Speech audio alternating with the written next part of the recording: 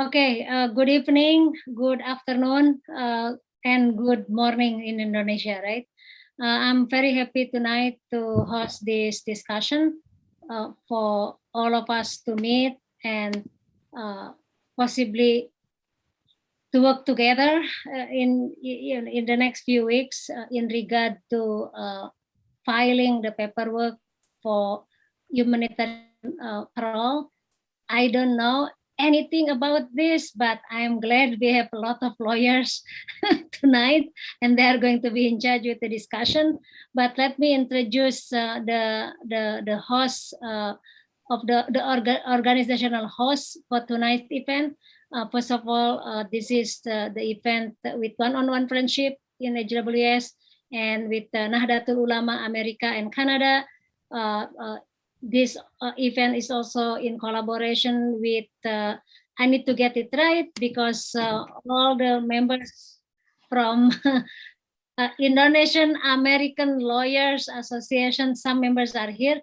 So this event is hosted due to the generosity of Indonesian American Lawyers Association with some speakers who are present with us. This event is also co-sponsored with Dompet Dhuafa. I'm gonna let first of all Izul to say something about Nahdlatul Ulama Indonesia America, and I will ask Zahra to speak a little bit about herself and her role, possible role also in our effort to contribute to our humanitarian goal.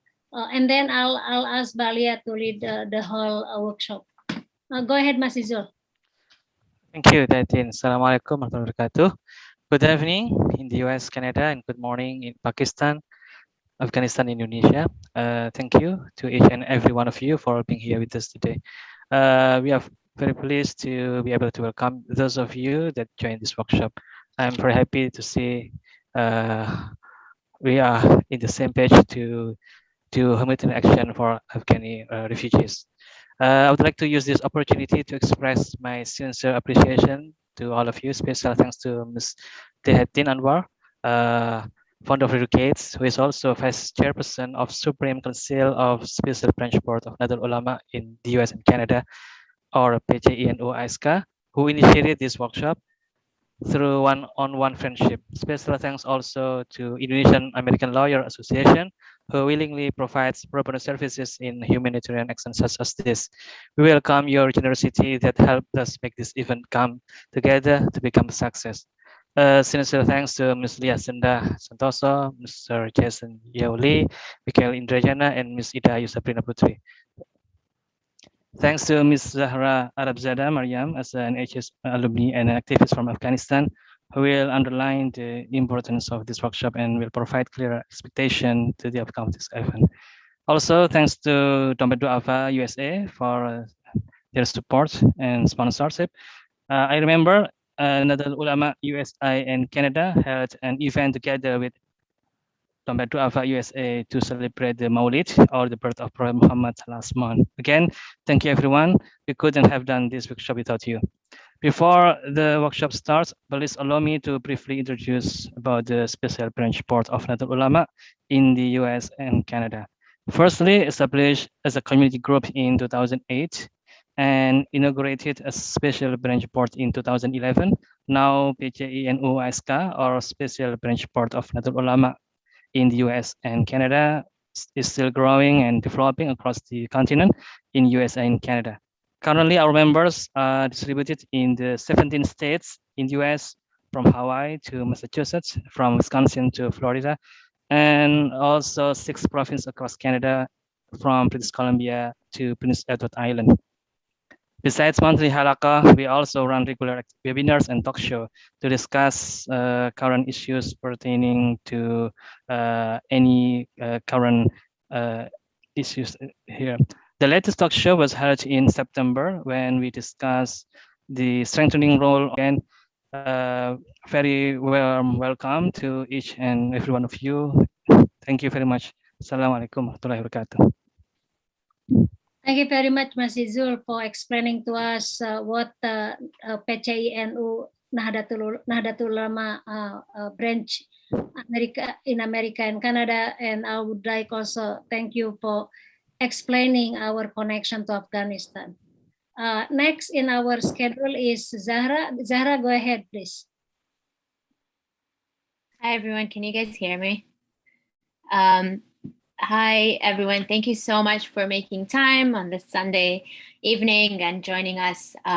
It really warms my heart to see everyone showing up for Afghanistan. This really, truly means a lot.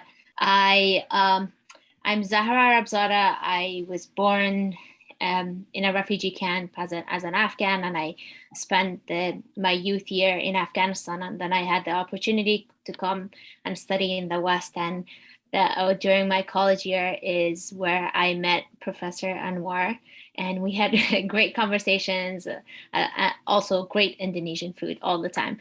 So it's been a pleasure knowing her, and I am so glad, I'm so delighted to be here with you guys in these really hard times. In August of 2021, something happened that most Afghans didn't really expect that it would happen, the fall of Afghanistan to the hands of an extremist group that has truly taken the lives of so many people in Afghanistan, but also so many of the fighters who came to Afghanistan. Has been really hard to see to me and my family, what feels like 21 or 20 year of accomplishment going down the drain. And aside from that is that this false narrative that is going to be spread about the religion of Islam is also really saddening to see. But in August of 2021, I had 15 members of my family who were stuck in Afghanistan. And these included kids under the age of 5 and my 3 siblings and my parents who are human rights defenders. And they have worked in various organizations, whether that is US Embassy or UN Women or in law. My brother specifically was a lawyer and trained a lot of like women lawyers. So their lives were truly in danger. And just realizing that the death is so close was one of the hardest things for them and for us, obviously, for my sister and I who are outside of Afghanistan, just trying to find a way to get them out of Afghanistan. In a lot of ways, I think it was a miracle that happened. I think God's mercy, and it wouldn't have been possible without Allah's mercy and God's mercy. So we spent the majority of August 15 trying to figure out ways to get them out of Afghanistan. And to make long story short, we were able to get them out of Afghanistan by August 27th. And my family members have spent every day ever since August 27th in different countries. They were first taken to Qatar, and then they were taken to Germany, and after that they were taken to different military bases in America, where they share one college bedroom with 2 other families. And I think most of us have gone through college or are associated with college. We all know how small the rooms are, and these are folks who have families of 5 or 6 and living with other families. And the other things that I really want to point out is that these are assets, these are brains of Afghanistan who were forced to leave. For example, in case of my siblings, they had the opportunity to leave in the past. They have all studied abroad. They have gotten their, they have gotten some sort of their degree in the West, but they have all chosen to go back to Afghanistan because that's where they felt like they can do the most service and do the most good. And they were forced to leave. And I think it's a forced immigration. So it's very, very hard on everyone. And they have left Afghanistan with absolutely nothing but a backpack that is filled with their accomplishment, with their certificates. And when I think about what they have done, it is extremely difficult just to put you in their position in overnight. They were told really appreciate your help and your support. And I am always here if you ever need any kind of questions in terms of cultural difference or language or anything like that. I'll be more than happy to help. Thank you. Thank you so much, Zahra. Honestly, I'm speechless, and I feel like we cannot go on right after listening to your story. At the same time, you tell us the hope that may be attainable, the hope that is there for all of us to contribute to. I'm hoping that your family is doing well given the circumstance, and all of this initiative, I have to be honest, come from our dear friend Lia, and Lia has coordinated with other Indonesian American lawyers, Jason, Michael, and also Sabrina. I don't have any claim for this event. It's really their generosity to have this event tonight. And I really applaud Lia, who has come forward saying we need to do this, we need to help Afghanistan, and she arranged everything. I'm hosting. It looks like I'm doing something, but it's truly it is the contribution of Balia. And I'm gonna turn our time to Balia. I'm gonna record this part because it looks like we have problem with the YouTube, so that this part is going to be recorded. And I would like to ask the permission from each of you, because I want to be able to go back. If there is any question, please watch this particular video. Balia, the time is yours. Go ahead, please. Recording in progress. Thank you, Professor Etin Anwar, who's also a dear, good friend that I've known for many, many years. It's great to be able to collaborate in this event. Well, I owe all my thanks to all my comrades here. There's my brother, Jason Lee from Los Angeles. And you are up, you're up. And also Sabrina Putri. So I guess we are doing this event both in English and Indonesian, I guess, right? So before we start, I would like to introduce Indonesian American Lawyers Association. Indonesian American Lawyers Association was founded this year, right, Jason? Yeah. So yes, it is, right? So actually, we went back for many years, right? So here's the thing. So many moons ago, about 15, to be honest, one day, Jason and we shared the same thought to create a coalition of Indonesian professionals in the States. At that time, I was just about to depart to Indonesia to assume another duty in Indonesia. But then the only person that actually responded to my email was Jason. So that our friendship went a really, really long way. I always call him my brother in Los Angeles, and now I have two other siblings here, Michael, Indrajana, and also Sabrina. So my name is Lia Sundah Suntoso. I am an attorney practicing solely immigration law. I think my comrades here practice other kinds of law, but we are all admitted attorneys. And we are all obviously in good standing. I was admitted to the Massachusetts Bar in 2002 and admitted to the US Supreme Court in 2005. I practiced solely immigration. And before that, before moving into New York about 10 years ago, I actually lived in Indonesia for 5 years. And before that, I practiced entertainment and immigration in Nashville, Tennessee. So that's a short introduction for me. Now I'm inviting my brother Jason to introduce himself. Hello, everybody. Assalamualaikum warahmatullahi wabarakatuh. I happen to be a Muslim too, so very familiar. We have a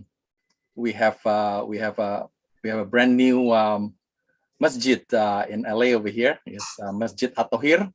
So I'm part of that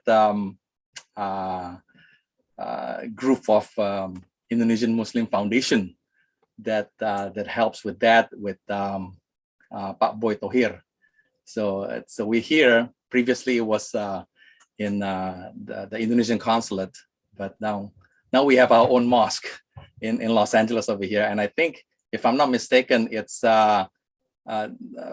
possibly the largest Indonesian mosque in the US. Hopefully it is. Pak Boy likes to boast about that. So anyway,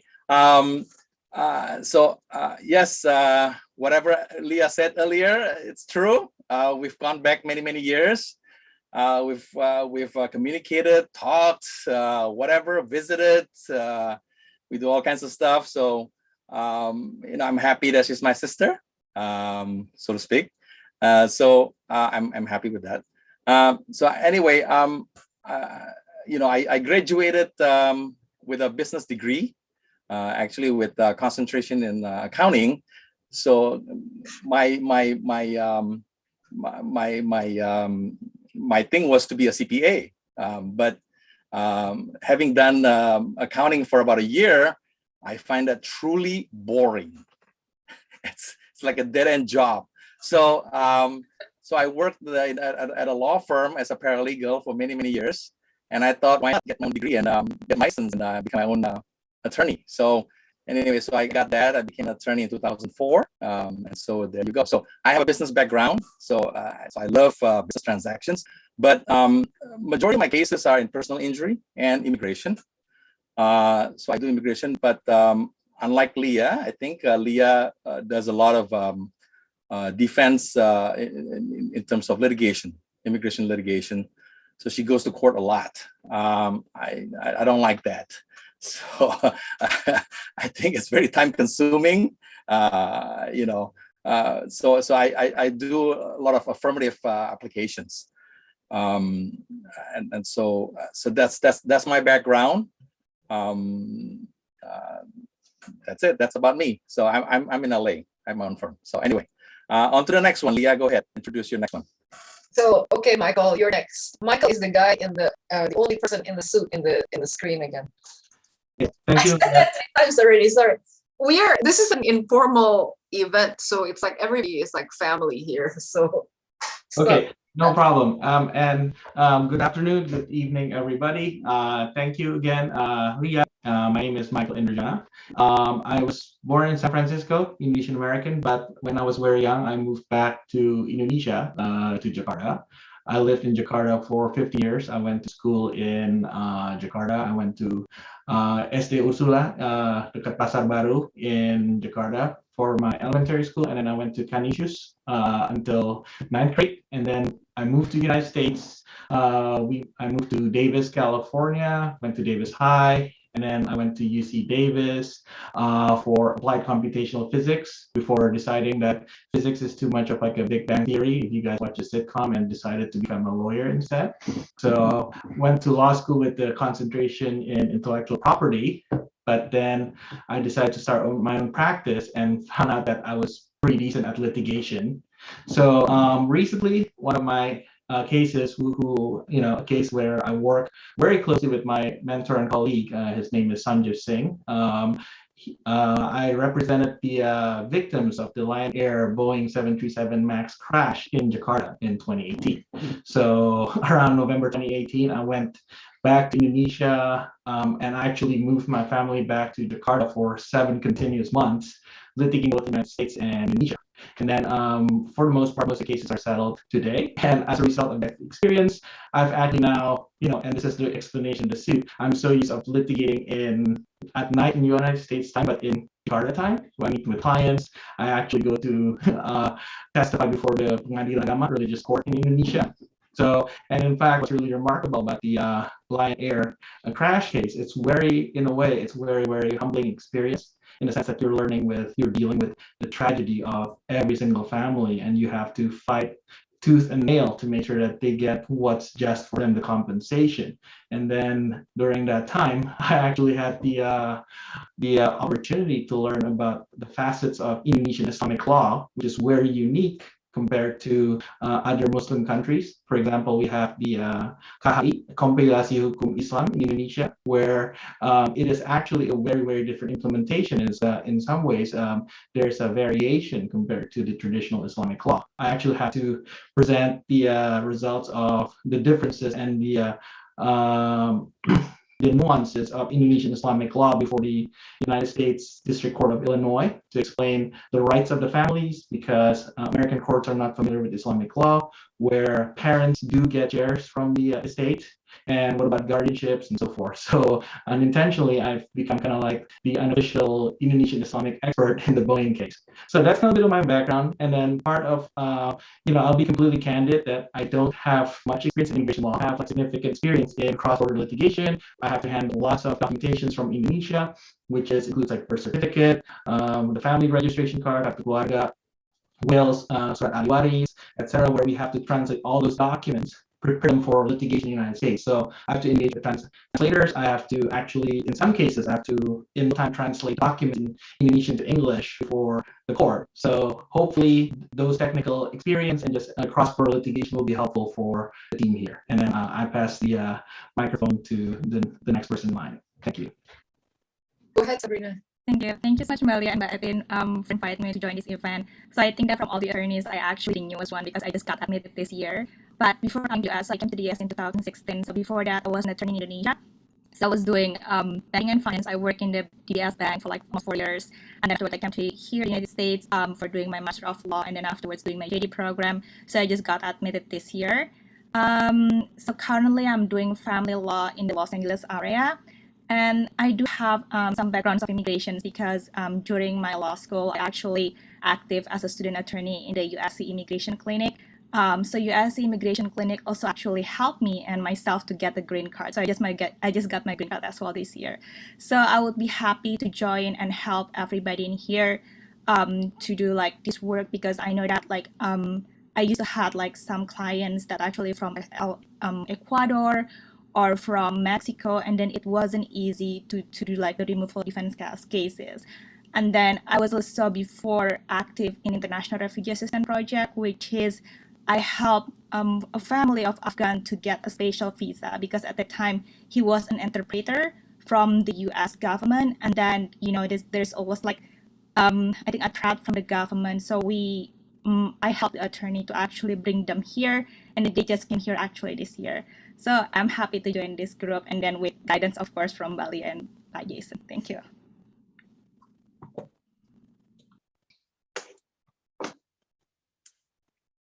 Okay, so then now that's the introduction to all of us. Now, before we get into the forms, because there are 4 of us here, and Pak Jason actually has a meeting with our minister, Pak Yasona Alawi in about 10 minutes. He has to leave the Zoom, but hopefully he can stay a little longer. So before he has to go, I would like to invite Pak Jason to explain about what is humanitarian parole.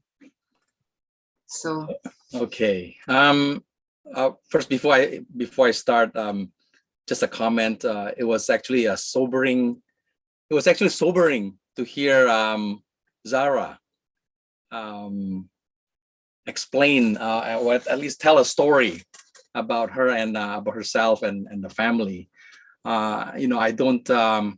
I must admit that I do not know any Afghan at all anywhere.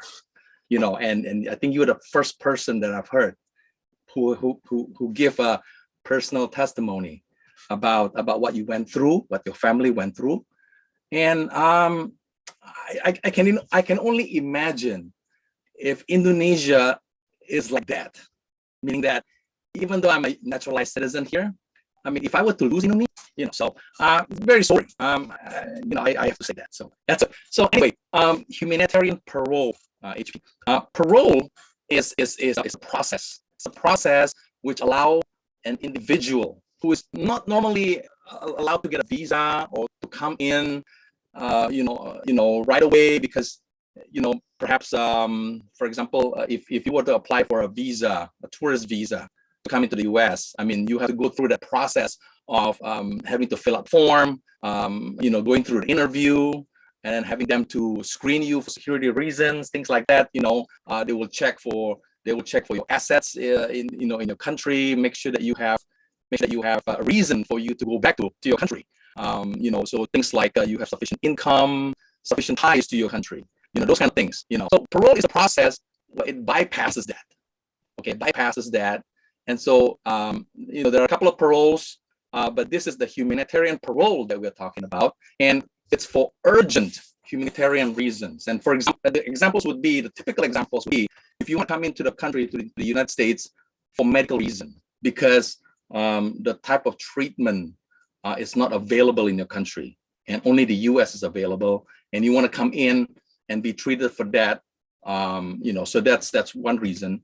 And the other one is perhaps, for example, for a funeral. If you want to attend a funeral of your relative, and you want to come over here, and for one reason or another, you're not able to get a visa to come here, and so and a funeral is a sudden thing, and you have to be here in a couple of days.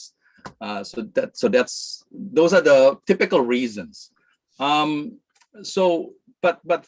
in this case, the humanitarian parole to Afghans is going to be based on the situation in Afghanistan.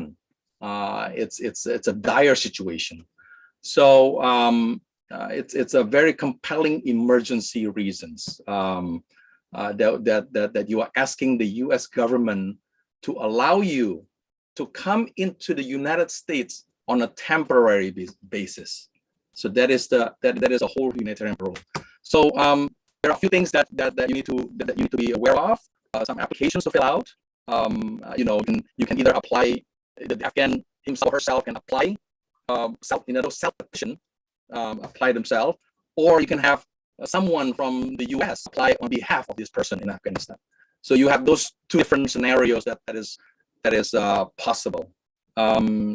So anyway, that's the general idea of humanitarian parole. Go ahead, Lia.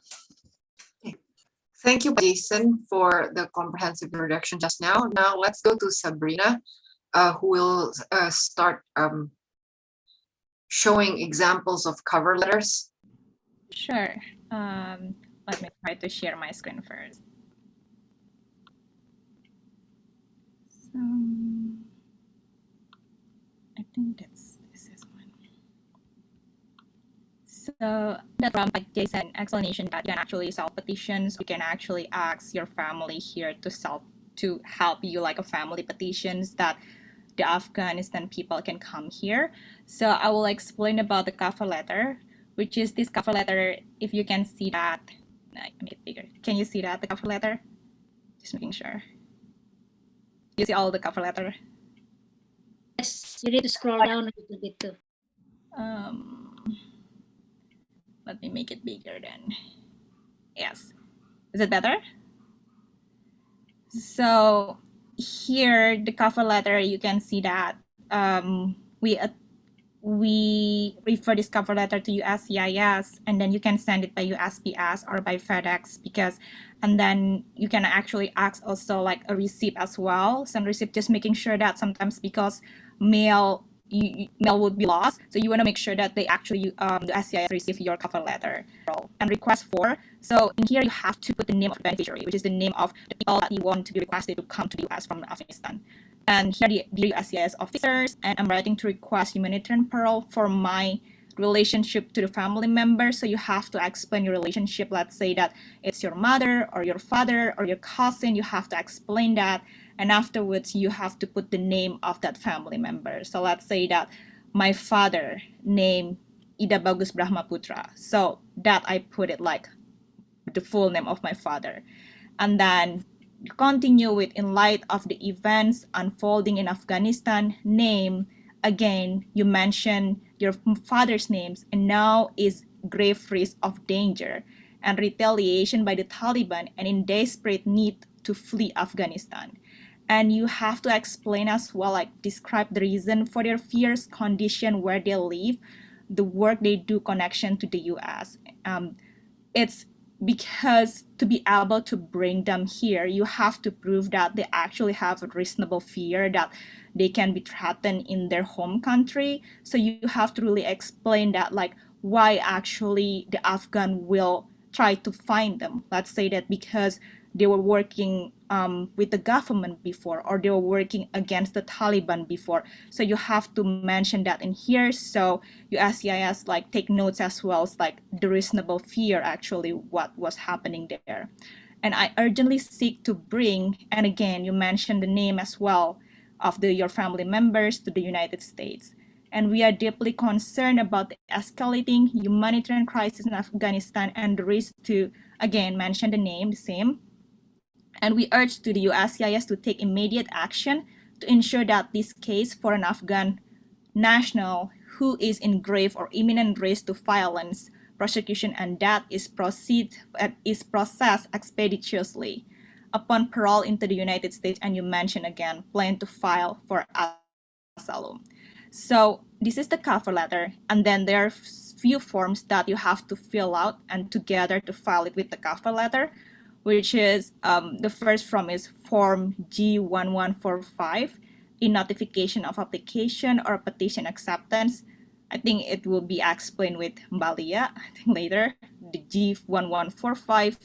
And then there is another fee as well, USCIS fee of $575 payable to the U.S. Department of Homeland Security. If I'm not mistaken, there was also a fee waiver, but you have to fulfill like some requirements for the fee waiver. I think that can be explained also by Lia, like what's the specific requirement for the fee waiver. And then another one is Form I-131, which is application for travel documents and documentation related to petitioners. So you have to prove like the name of the petitioner, then like, you know, whether he is actually like a US citizen, he or she a US citizen or not. So you have to prove that by US passport or birth certificate or a lawful permanent card residence of petitioner. And then afterwards, another documentation related to beneficiary, which is the person that you want to bring it here, like photo identification, passport, but some people sometimes, like in Afghan, I know that they don't have passport, so you can use as well tazkera as well, like to prove that they're actually an Afghan nationals. And then birth certificate with translations. That translation is important because, of course, USCIS couldn't translate or don't understand if it's not in English, so we have to also attach the translation. And then the 2 passport style photographs, I will explain it later more about like the passport photographs. So it has to be 2x2 size. So I will explain it later about that. And then documentation supporting humanitarian parole requests. So there have to be a signed statement from petitioner outlining the basis for humanitarian parole and outlining the reason for expedite request. So I know that we explained a little bit about like the fear, why they have to come here. So the signed statement, it will be more detailed about what's the basis for humanitarian parole, let's say that asylum or other thing, and also reasoning why this has to be done quickly. And supporting evidence. So supporting evidence is about the country condition. So country condition, usually the lawyer will do some research about like how's the country condition in the country, like in Afghan at this time, like how's like the condition with Taliban, and then media reports. So media reports, you can get it sometimes from website or any media news. And then case-specific documentation. So example, documentation showing that family member works with the US. So case-specific documentation, like before when I help a family that work with the US government, so we have to attach a documentation as well that actually that family or the father of the family work with the US government and talking with US supervisors, so something like that to prove that why there is likely a retaliation from the Taliban to this person. And then afterwards from I-134, which is affidavit of support from petitioner or other sponsor, and another supporting documents from sponsors submitted in duplicate. So this is related to the sponsor in the US, which is US passport, and 2020 tax return, as well 2020 W-2, recent paychecks, 3 months of recent bank statements. I think this one USCIS want to make sure that if actually the family from Afghan come here, the person that sponsored the family from Afghan actually has like the money, that enough money or sufficient money to actually support the family from Afghan to come here. So this is the template of the cover letter. I will continue sharing next about the passport style.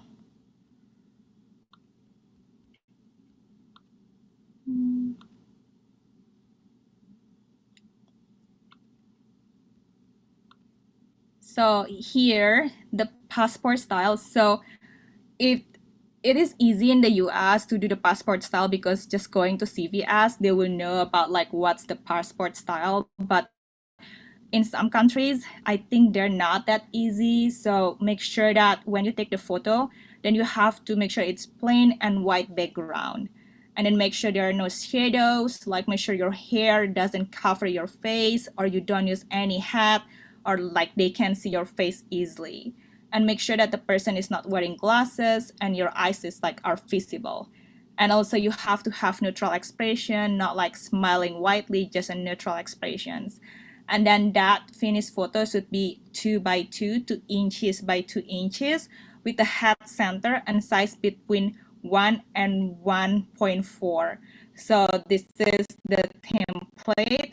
And then when you take a picture, and then it is really good that if you can calculate it, because from USCIS, they have the template as well, what they wanted like for the picture.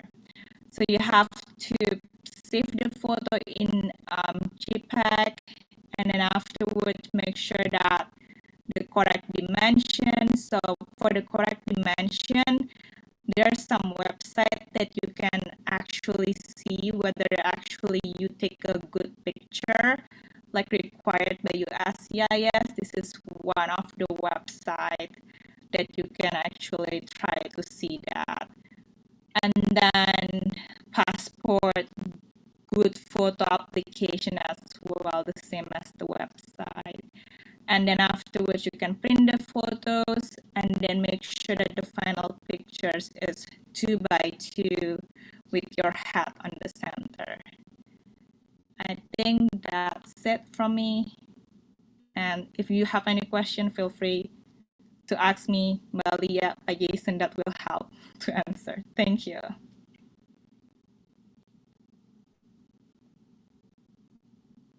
Let me just add a little bit. You know, it's very important that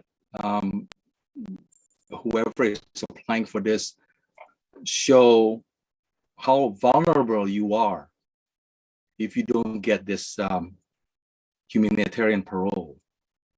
So you have to explain any possible, include evidence, include any kind of supporting documents. So let's say if the family used to be maybe the father used to be the anchor person at the TV station or something, and you know, maybe that's one of the targeted group of the Taliban. I mean, in other words, the Taliban are looking for you. So you should include at maybe a badge from the TV station that you were an employee there, or pay stubs, something, you know, that you're targeted, you're vulnerable. If you remain at Afghanistan, you will be targeted, you will be sought out, and you will be prosecuted. So, so just try to focus on that. You know, I mean, it's good. Thank you, Sabrina, for explaining the details on the letter and the photo, but on the substance of it, I think that's key for that. And also the affidavit of support. That's also important because the U.S. government wants to make sure that you have some means of support when you get to the United States, either on your own or someone over here or an organization over here. So anyway, so that's my 2 cents. Go ahead, Lia.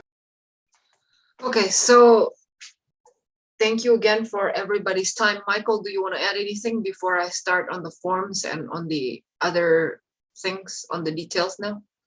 Sure, and I can, you know, add my 2 cents also. From then, this is more about experience from just litigation and discovery from, you know, overseas to the United States. I would advise that, you know, for the workers who are trying to help the families, number one, the most important thing is like to get documents, meaning like, and documents doesn't mean just like written paper, but also photographs, videos, writings, all like legal documents in, birth certificates, all the key documents that may be tricky to get later, just scan the living daylights out of everything, like, documents, bank statements, everything that they can have to prove them to help the case.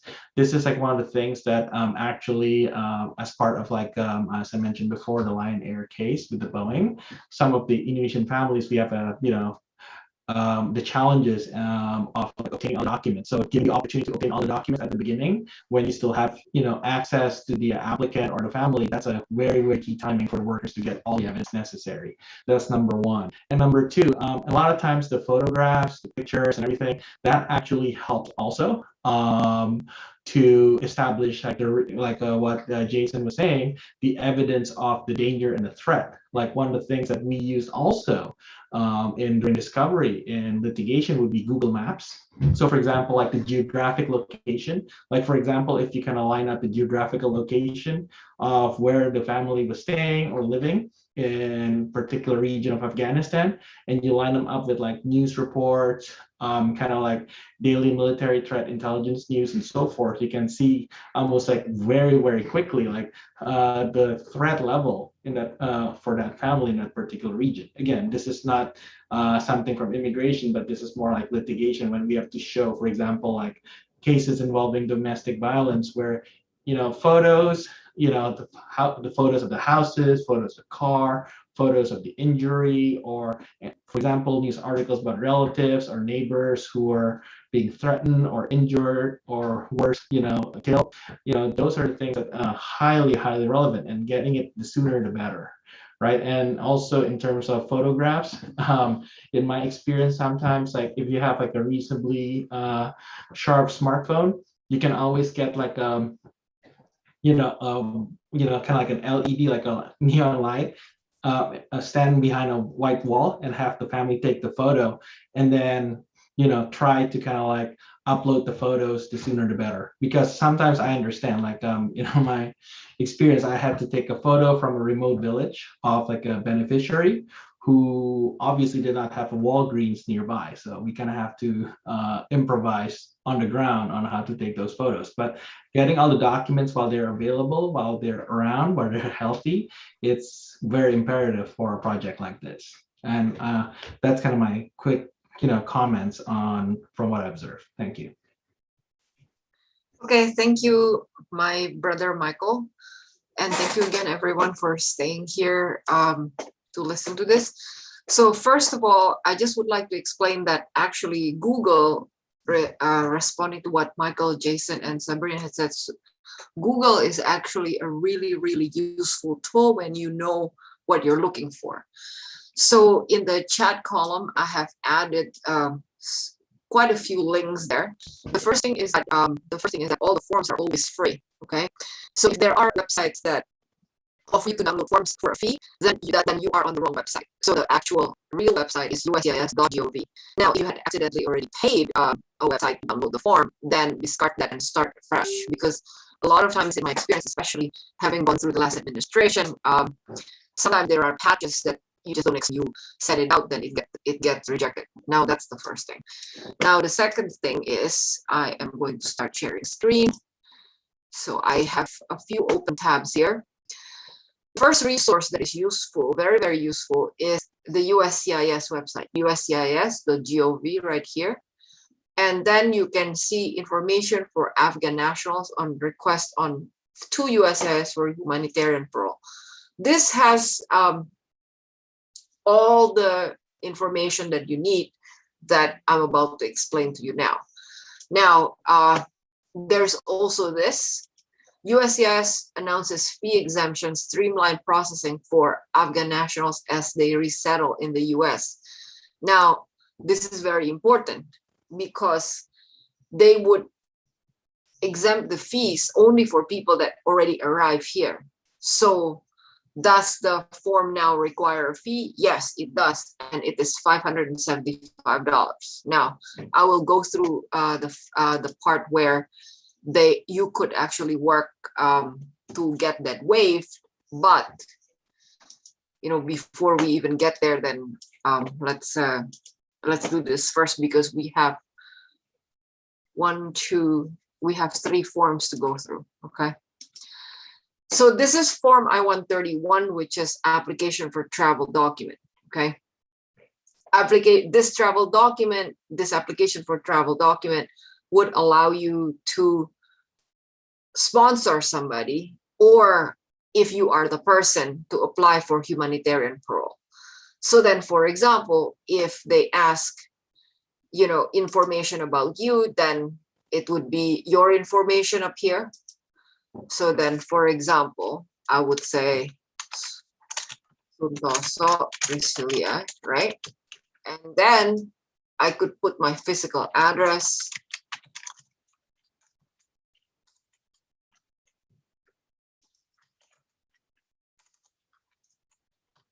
etc., etc., etc. And then this is when you are filing for someone else, okay? So then after that, okay, so then after that, then this is the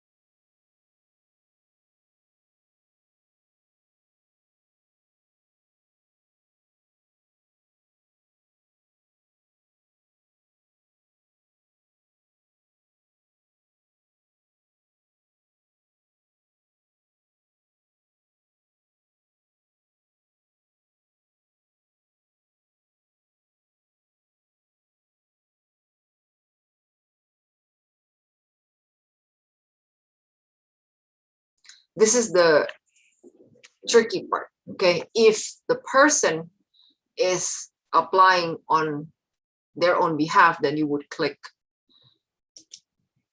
1E. I am outside the United States and I'm applying for an advanced parole document. Or if you're doing it for somebody else, then I'm applying to person. It could differ from cases to cases. Okay. What I've been doing is that I personally have requested the documents to be sent to the family member in the United States, because in different cases, in several different cases, I found that the family has been trying to evacuate their families from Afghanistan, and they don't really know where they're going yet. So therefore, then they requested, okay, so let's send the documents to me. And then, and then after that, I will arrange for the documents to be transported to them wherever they are at that point. Okay. So that's the thing. And then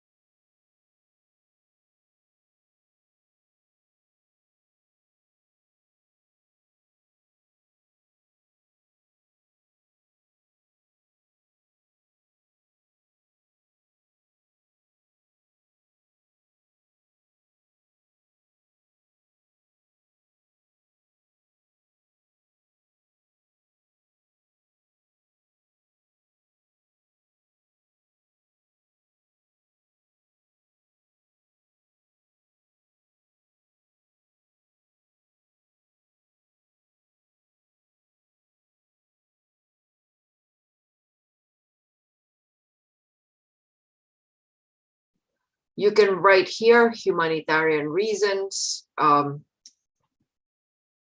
then after that, you can skip this part because this is not a refugee travel document. You can click here more than one trip, although it's not really, it's for a temporary entry for significant public benefit. And it legally does not constitute admission to the United States. So then the closest pre-clearance location to Afghanistan is actually Abu Dhabi Airport, and there are 16 locations worldwide where they could travel fast, such as Dublin, Aruba. I'm reading a list right now. Freeport and Nassau in the Bahamas, Bermuda, Abu Dhabi, UAE, Calgary, Toronto, Edmonton, Halifax, Montreal, and many cities in Canada. And also, there are also places where land borders, such as Mexico, where humanitarian parole could be requested at the point of entry. Now, so that's on the I-131. Now, do you have any questions so far before I move on to the next part? Okay, so I'll go on to the next part.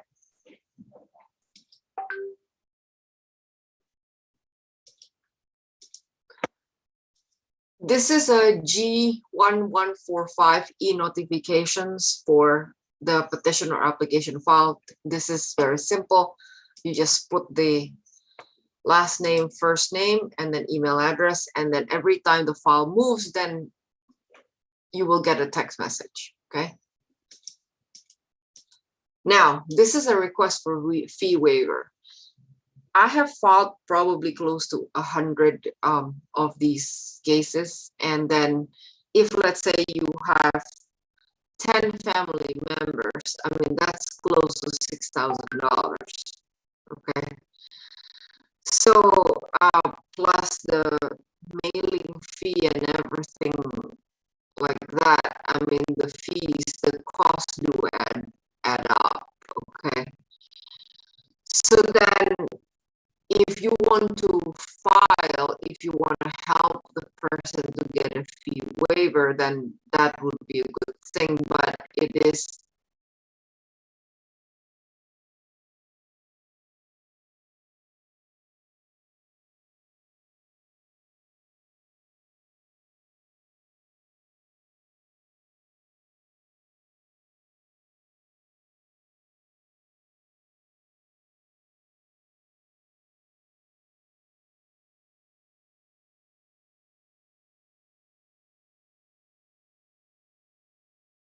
please review all the instructions in its entirety, because it's time consuming to do it. So let me go through this quite quickly before I go to the affidavit of support, okay? So for example, if you are filing the I-131 with the 2 pictures, and I would like to add to what Sabrina mentioned, to make sure when you submit the pictures, it shows ears like this, because I've ever had my picture rejected for lack of pair of ears. No kidding, I know. But at any rate, so information about you. So then this is information about you, the requestor for the fees, and then you have to include application or petitions for you and your family members. So then you fill this part out, okay, marital status and all these things, and then this is where it get to a point where it might be too much disclosure or too much work, because sometimes people just do not really want to be open about their own situation. But I've had a family, my record was one person covering 25 filing fees for, you know, four families that he has in Afghanistan. That's 16,000, close to 16 grand. But then the thing is that he was not able to apply for this because he was afraid that he does not have enough documents. And one of the fears is that what if the file got rejected? What if the filing got rejected for a lack of documents showing that there is a financial hardship? So then you have to disclose this, and then also employment status, income. Are you the person providing primary financial support for your household? Yes or no? And then here this comes. Then you have to the person will have to detail their annual income, their expenses and total household income and everything else. So then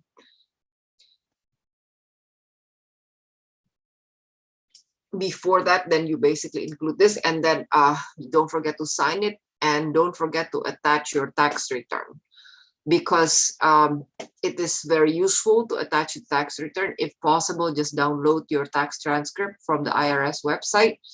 It's a lot easier because they don't question that it's a legal document, and also attach a W-2. Don't forget to attach a job letter. And also the latest pay stubs, just like what Sabrina had on her cover letter, okay?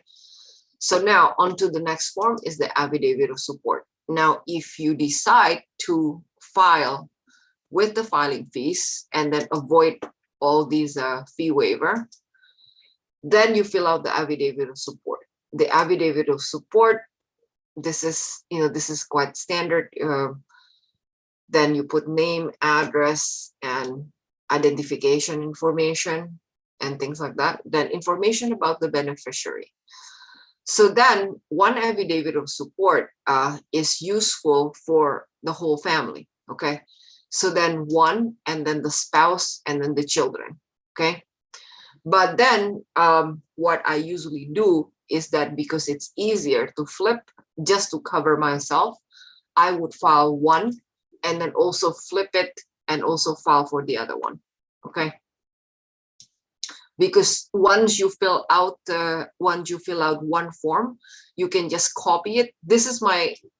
I'm speaking from experience. So what I do is that I create one set of documents with blanks to fill out for a specific family, and I just insert the specific information for each person each time. So then you have to, unfortunately, you have to disclose quite a few things here, dependence information, and then net worth, annual income, and things like that. So then after that, when you sign it off, then there is one thing that I would like to mention here. There is on page 4 in question number 38, I intend or do not intend to make specific contributions to the support of the person.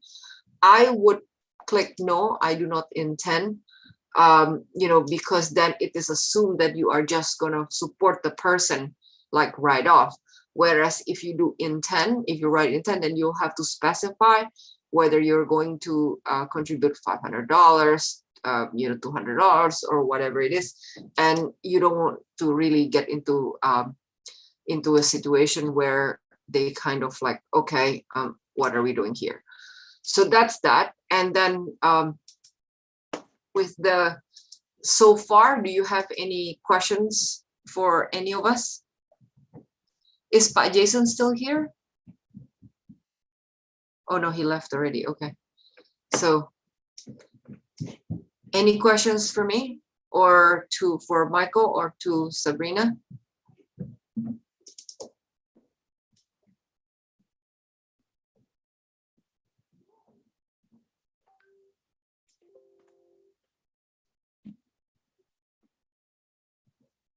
I have a quick question. Will the samples be available? Yes, I could send it, and then I will also have to thank our sister from the association, Victoria Hartanto, who provided largely almost all of the materials for this evening. Perfect, thank you. Mm-hmm. I have a question regarding the fee. Mm-hmm. Regarding the fee, could it be waived? I mean, could it be reimbursed when the applicant entering the US, or should be applied before submitting the application? If you want to get reimbursed privately from the person, then yes, you could get reimbursed. There is no rule whether you could get reimbursed or not. Unlike, for example, in a labor certification situation, an employer, it would be illegal for an employer to request a reimbursement from the employee at certain stages of the case. I know they should just waive this whole thing, right? I think they should just waive it, but what can I say?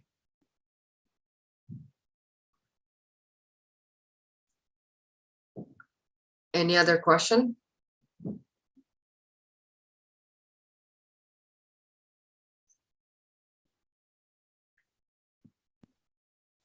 I have a question about the length. Like how long typically it is to get the document granted by USCIS? That's a really, really interesting question. Okay. So now I'm going to answer it this way. I'm going to go here and then wait.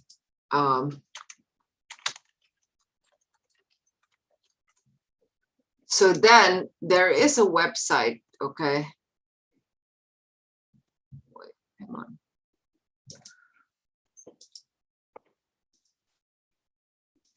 Check case processing time. select one, I-131. Let's say I'm in the East, so then I'll do Vermont. Well, no, I'll do national, okay? I'll do NBC. This is basically legally 3 to 5 months. So then after 3 to 5 months, then you either would get a request for evidence, okay? So then this is egov.uscis.gov / processing times, so / processing -times /, okay? So then typically it's, oh, thank you, Emil. I just received your message. So the processing time is 3 to 5 months. Now, if, for example, you receive a request for evidence, then the processing time would be longer, obviously. Now, there is another tip though, however, once you receive your receipt number, then you could call USCIS and say, I want this to be expedited. Don't forget that I initially filed an expedited request and la la la la la la, and then you explain to them, give them all the 7 receipt numbers and then have them process it immediately. I would actually do and act on the phone call, because otherwise, although USCIS is now very alert when an Afghan humanitarian parole application comes in, but still it doesn't hurt just to do one call. I mean, you will spend probably an hour of your time doing that.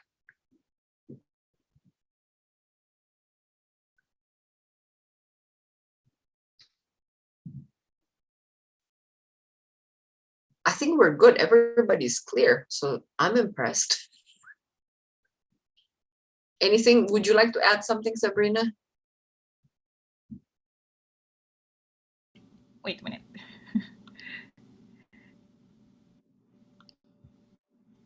I don't know what happened with my computer.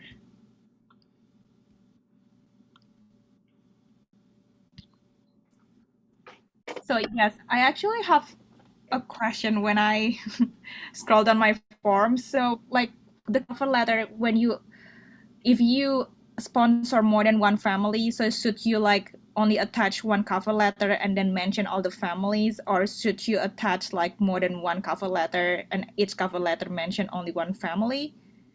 I do it 2 ways. So it's either I do one cover letter with one, the head of the family and all the members, and create a specific package for each one. And by the way, if you want to do fee waiver, you have to copy it for each person, okay? Don't assume that one fee waiver applies for everybody. The same thing for affidavit of support. Let's just not go there, okay? It's safer to copy everything, you know, according to how many applications that you're submitting, okay? There are ways to do it now. There are ways to do it, like, because legally one affidavit of support would be valid for each family member, for all the family members, because that's what the form says. But then just please provide one copy for each one. It better be safe than sorry. It's only a few pages. Now, okay, so if we don't have any more question on this part, then I'm gonna go through what happens after it's filed, okay? So then after that, after the vetting process is completed, okay, then because the embassy in Kabul is closed, then the next thing would be, the question is, where could the person apply for fingerprint, right? Because then that's the final step. So then afterwards, then they would continue processing. They would continue processing their parole application to the closest U.S. embassy where where they are located at this point. Okay, so then, I mean, this processing will take a few months, but then the USCIS is right now prioritizing the parole applications for Afghans that has gone out of the country, given the availability of completing processing. But then, you know, although technically it's a little slower for people that's inside the country, but it is still going faster than other parole applications that I've seen. So, and that process is actually available in the USCIS website as well. So here, if you are in Afghanistan, you may file a request for parole, or someone may file for you. And then this is the post-filing instructions, okay? Because the vetting process will start after the parole is granted.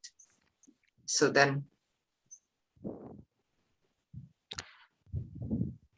Can I ask a question? Sure, of course. It's Yeah. sorry, what I mean is that yeah, go ahead. Is there a quota from the U.S. government regarding humanitarian parole application? Nope. Nope. Okay. So what I mean is that U.S. Embassy or Consulate cannot help USCIS process the parole request until USCIS has completed the initial processing. So that's what I mean. So.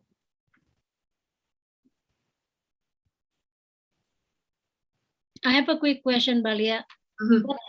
What happens to people to Afghani individuals who are right now residing in Indonesia due to the not necessarily migration, due to the what is it called, displaced reason?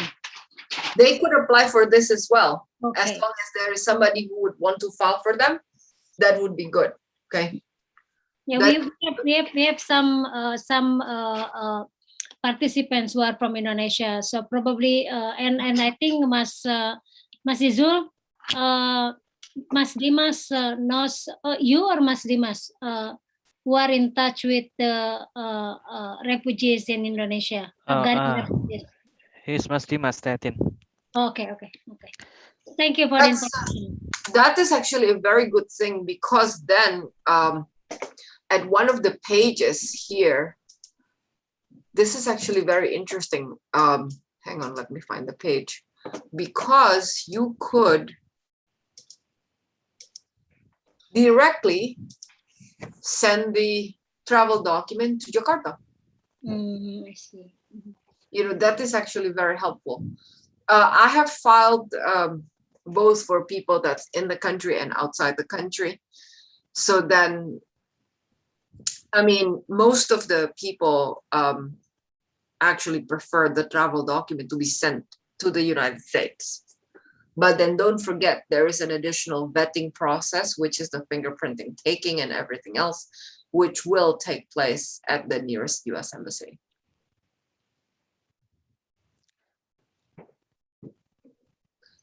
And if I may add, okay, about the affidavit of support that Pak Jason mentioned earlier, before Pak Michael then and Mbak Sabrina.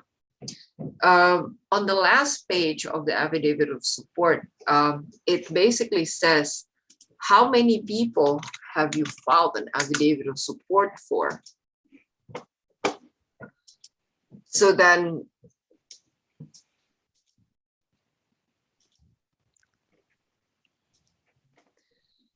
here, just please beware. I have previously submitted affidavits of support for the following persons. Then just please beware that that you have to also complete that part. So that's also a stumbling block, because not everybody makes 6 figures. You understand? So it's then, I mean, unfortunately there is not really an easy way to get around it. unless you file a fee waiver. Is there any way you think to avoid the question, Mbak Sabrina? No. Unfortunately not, right? Yes. You know, I tried doing this. Like, for example, if you file, 10 applications at the same time, then technically you only filed for one person before, for example, right? And then you write a footnote, but I'm filing 10 at the same time. So then the number would only be counted against one, not 10. I'm trying that. Let's hope it works, But that's so I guess that's good. There aren't that many questions this evening. Okay, I just want to add quick. Actually, my friends from Pakistan, from Nahdlatul Ulama Pakistan is here. He's Mas Badat Alauddin, and he's based in Islamabad. I'm just wondering if I can introduce him and connect with you. So let's say in future, or maybe in the nearest future, my friends in Islamabad in Pakistan could also have, say they find I would be a refugee claimant from Afghani people, because this organization sometimes do charity activities to some Afghani refugee camp in Pakistan. Absolutely. If they're planning to come here to New York, then they can contact me. In California, there is Pak Jason. In LA, Mbak Sabrina in LA, Pak Michael in Bayside. You're in Bayside, right, Mike? Pardon me? San Francisco, San Bernardino. No, I'm in San Mateo. I'm close to San Francisco. I'm close. Sorry. No problem. Like, yeah, you can assume that I'm in San Francisco generally. That's like probably a much easier point of reference. So, go ahead, Mas Alauddin. Yes, thank you. Thank you from many friends here. I introduce myself. I'm Alauddin. I'm from Nahdlatul Ulama Pakistan, and we have many relationship with many Afghanis here. Maybe many friends from the Afghani student, and also is many. Then they have a relation with the many refugees. But after I listen and many get information from this agenda, inshallah I will be tell him, I will be sharing about this is then many who will be get the better life maybe in the US and another I can tell to him. Maybe this is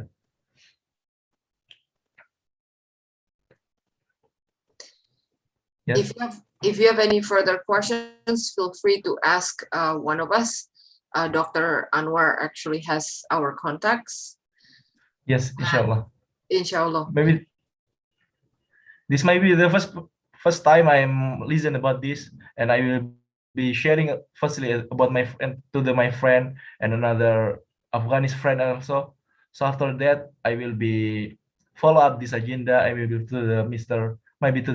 Izzal or Prof. Etin, or this maybe I will be sharing about this agenda.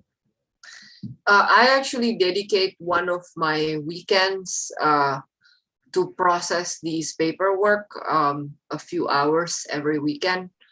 I actually have dedicated those hours just to specifically do this. So then if, for example, if you want to collect the information, as long as there is a sponsor here,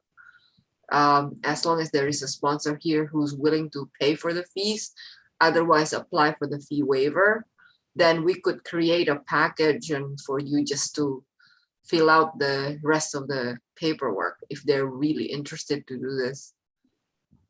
A lot, in my experience, the biggest problem is the filing fee. What about in your experience, Sabrina? I think that because Yeah, the fee as well, because like most of when I was in USC immigration clinic, most of them they don't have money, and then so they actually some of them delay until they got a job in here, and then after they got a job, then they start filing. But yeah, remember the 1 year thing, so we have to remind them that 1 year thing as well. Yeah. So yeah. Right. Perhaps this is a good time to introduce Pak Sigit. Let me respond to Pak Badat, right? Yes. Yes. Yes, Prof. So yes. Probably in the future we could repeat this event, and the audiences could be just Afghani. Okay. So Okay.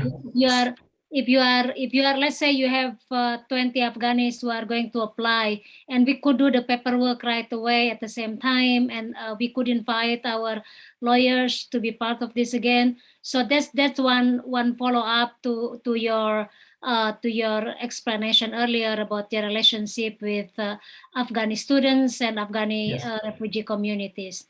I Yes, think that's a yes. good follow up. Yeah. But Okay. the second follow up about fees, I would like to invite Pak Sigit. This event is co-sponsored by Dompet Dhuafa, and Dompet Dhuafa is going to. I mean, Pak Sigit, it is super clear that this is something we could do together, and the fee is a hurdle to achieve the goal of helping them. So what could we do differently in regard to collecting donation and things like that? Go ahead, Pak Sigit. Yeah, Assalamualaikum warahmatullahi wabarakatuh. Good evening. Yeah, my name is Sigit. I'm the chairman of the board for Dompet Dhuafa USA. Yeah, so that's a really interesting thing, right? I mean, immigration filing fee is, I understand it's a big thing. It's a hard thing, especially for refugees. So yeah, I mean, from Dompet Dhuafa USA, we are planning to basically try to raise some money. So hopefully we can help alleviate some of the immigration filing fee. So I think that's what we have for now. We are creating the fundraising link, and we will share with you guys. So probably if anyone wants to donate, or you want to basically help spread the offer, like to help our brothers and sisters from Afghanistan, then yeah, I mean, please do that one. So yeah, Bu Etin, I think that's so far that I mean our plan. I think we can follow up on that plan separately with you. Yeah, again, thank you very much for the Indonesian American Lawyers Association. This session is really eye-opening for me, because I mean, we got to know like what are the hurdles, how challenging it is to fill those documents, and hopefully we can help filling the documents for the Afghan refugees. Yeah, I think that's it for me, Bu Etin. Do you have anything to add or any question from you? Thank you, Pak Sigit. I think it is great that Dompet Dhuafa is involved, because you have a good reputation both in America and in Indonesia. And as soon as the link is available, I think we can really send out through Facebook, to social media, and also probably some WA group, whether it is home meaning Indonesia or here in America. Yeah. Thank you so much for doing it. Yes, my yes. pleasure, Bu Etin. And I think, Pak Sigit, you are right. This event really exposes how generous Mbak Lia. She has been telling me that she has been working during the weekend, few weekends. I don't know how many months have been going on, Mbak Lia, doing 30 filings or more in the weekend. No, not 30 every weekend. Not I would get a nervous breakdown if I do that. But I think at one point it became simpler because of the kayak ban berjalan dulu. It became like a cookie cutter thing. As long as you have the materials. The challenges is the materials, because I mean, for some people who cannot afford the filing fee, then they are really kind of in doubt. Should they pay or should they not pay? Do they have enough to get the fee waiver done? Do they not have enough? What if it gets rejected? Then, then they will have to wait all over again and all of those things, So that's mainly the challenges, because a lot of the Afghans that I represent are not, they are mostly not as wealthy as other communities. And it's really devastating. I will just share with you an experience that I have. And I was completely stunned. I said, why don't you give me a copy of your bank statement, so then we could, we could just, try to waive the filing fee. Give me your lease, give me your grocery bills, your utility bills, give me something. Okay, give me something. And then he said, no, if that means that my family is gonna be in danger 1 extra day more, and if something happened and by chance one of his brothers was just arrested by the Taliban, and he was held for about a week. He made it out alive, but so then he said, well, and then I can't give you my bank statement anyway because I had overdrawn my account. So then he gave me 4 credit cards, 1 for each family. And he said, I would prefer to owe the money rather than losing my family. And at that point, I was like, oh my God, this is not happening. And, and then he said, and then he was very particular. He was like, by the way, this credit card, the limit is only $6,000. So make sure you use only 10 for this, And then, I remember when, and then after that, it's like this credit card, you use this much, that much, and when immigration took the money, he called me back and he said, yay, they took 15, and I was like, whoa, okay. I mean, that's a lot of money for most of us. But other than that, no, let's talk about, positive things. We can do them all together. Well, I think our meeting comes to an end. Lia, thank you so much. Lia, Pak Jason, Mbak Sabrina, for Michael, for really giving us the opportunity to help out.